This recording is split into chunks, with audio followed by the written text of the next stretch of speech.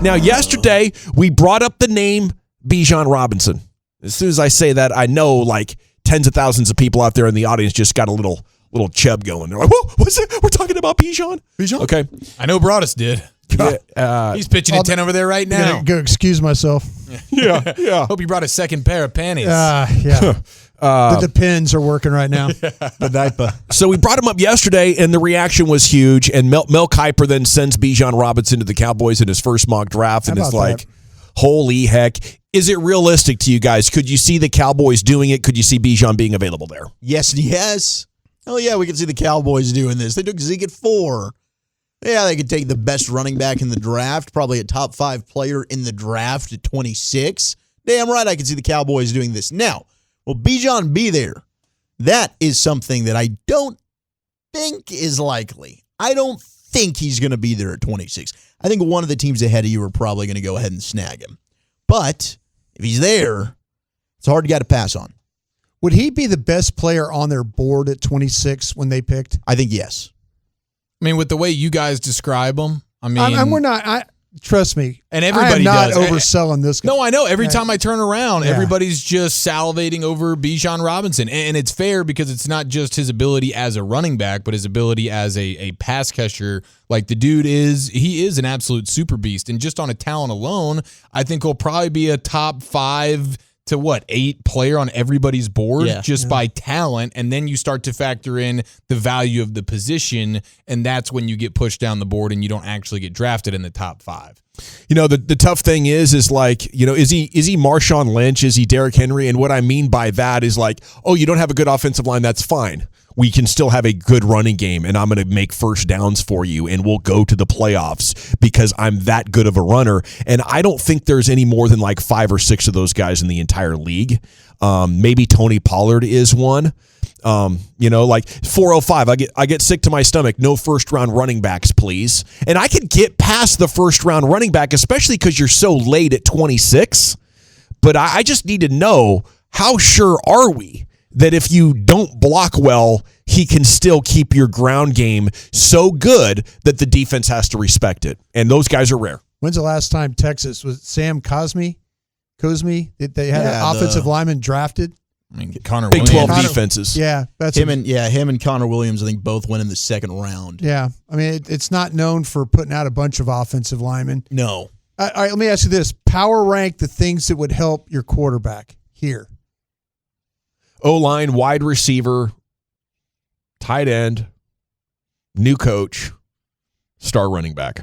Okay. You guys got one over there? I would start with, skill position. I think your offensive line, as it stands right now, if Terrence Steele comes back healthy, even if Tyron Smith is not here, if you just ran it back with the guys you have, with Tyler Smith playing left tackle and McGovern playing left guard, I think you can get by with that. What you can't get by with right now is only having one good offensive weapon, and his name is CeeDee Lamb. That's all you have. Sure. And maybe you have Tony Pollard back, maybe you don't, but even with that, you still need more. If you lose both running backs, would you consider, if you move on from Zeke, you don't get Pollard done, do you consider running back a need?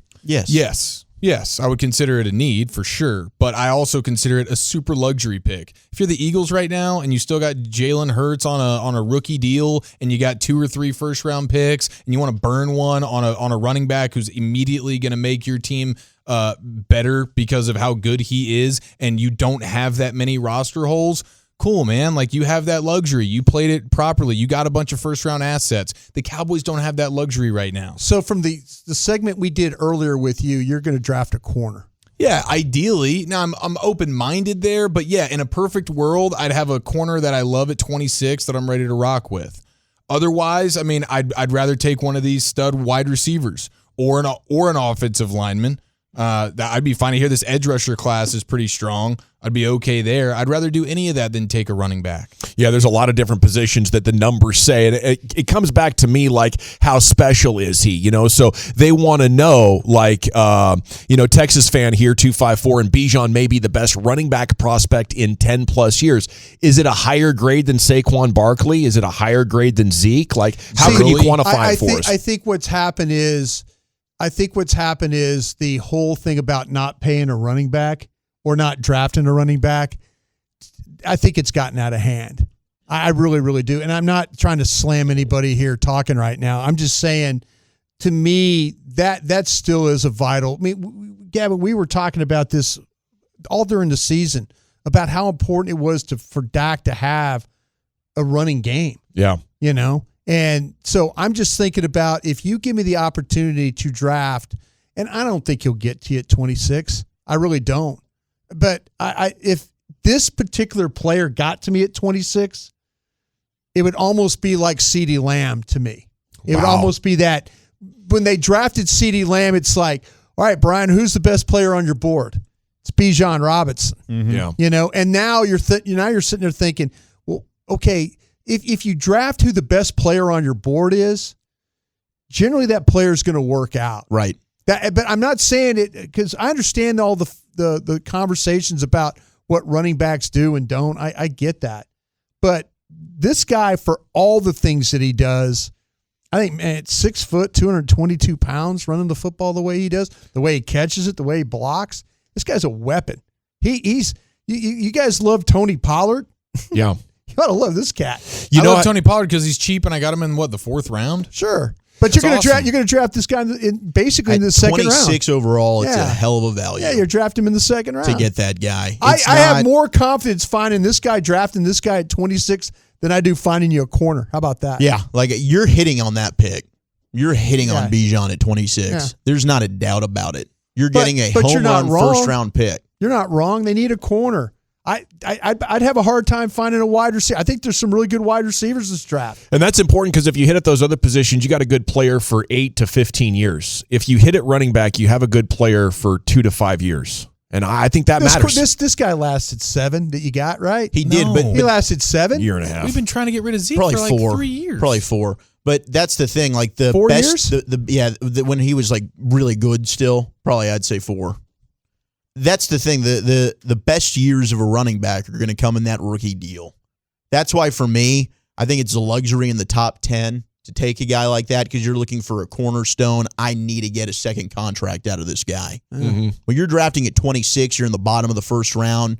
You most likely don't have first-round grades left by the time you're taken there. Yeah, you don't. If a Bijan Robinson's there and I'm getting a home run talent, a guy that's maybe a top 5 player, okay. I know I'm hitting. I'm all here. about drafting Taco at 27 too, though. Well, yeah, that one was tough, and they've made some mistakes. But what we have seen the Cowboys do, Brian, I'd love to get your thoughts on this, is they kind of say, well, we want a running back here, but we also want this position, and we feel like we can get another running back later, but we can't get the corner later. Boom. We can't get the tackle later. And I think that's got to be the number one reason that the Cowboys will decide not to take Bijan, because they'll be like, corner here plus running back in the 4th round gives us the much better use of our assets. Corner stretching. I think corner stretching to round 2 and 3 in this draft. This draft I feel good if I did do that. But aren't running backs too? If I did do that, sure. But if I did do that, but there's a big gap. There's a big gap. Whereas corner, I think they're pretty clustered personally. Like the corners that I'm going to be looking at 26, there's not as big a gap between Bijan and the next runner to say, hey, I'm wiped out. I don't have, I'm looking at, say Phillips from Utah, the corner, and the kid from Northwestern. We just watched Mitchell. Cameron Mitchell. Yeah. Right? They're much tighter versus Bijan Robinson in the gap to Charbonnet from UCLA. I'd rather go ahead and take Bijan there, to be honest with you, and wait and take my corner in the 2nd round. Okay, 469 wants to ask, is Bijan the next Trent Richardson? And it doesn't have to be Trent, but there have been so many star running backs in college that don't work. And there are lots of guys that happen outside of the 1st round that we've never heard of that have size and speed and do work in the right system. I would rather invest in the offensive line knowing that with this line, if we find speed, we're going to have a good running game, than hoping an elite running back could fix an offensive line that might be suspect at times. Where was that area code from again? 469? Okay, the 469. Just do yourself a favor. I know you don't have access to all the tape, but just go on YouTube and watch him run. There's games there. There's games of Texas playing where it's not all cut-ups or highlights. If you haven't seen the player, go watch him play, and you tell me if he's Trent Richardson. Please text back. I appreciate you listening to the show, but yeah, you could say that about any pick. You know, you could say. I mean, we can. You know, you could say that about anybody that's in this draft. Oh, is he this guy or is this guy? No, this guy could be the next Barry Sanders. I could say that. You know, and I said it. I said it. Put it in my notes. I put it in my notes. This guy's got some traits that remind me of Barry Sanders playing. I saw him play when I competed against Barry Sanders when I was in Green Bay for all those years. And drafting and having Barry Sanders is a one-way ticket to a bunch of Super Bowls. Everybody knows that. Now, my question for you, now we can all obviously. But drafting Emmitt Smith 19, that got you Super Bowls. Did you have the best offensive line in the sport? No, I mean you had it. Did you have a Hall of Fame wide receiver? Hall of Fame quarterback? You had your path to the Super Bowl. What was your path to the Super Bowl this year? Then you're saying that the Cowboys. What was their problem of them not winning against San Francisco? Their problem was they couldn't run the ball. They didn't have enough. They couldn't weapons. run the ball. You don't think this guy's not a weapon? I absolutely think he's. You don't think Barry Sanders is a weapon? I do. Absolutely, I do. It took, you know what? I don't quite get what you're saying there about not, because you have to have the ability to move the football, to run the football, to win championships. You just kind of swept it under the rug there. Did you run the ball well all season with a 4th round pick? You know, you ran the ball. You gained. To me, this guy is so much better than Pollard. I agree. This guy is so much better than Pollard. So you're telling me though, and you're sitting there just like talking about this quarterback and how to fix him, but you don't want to get him any help trying to run the ball, do you?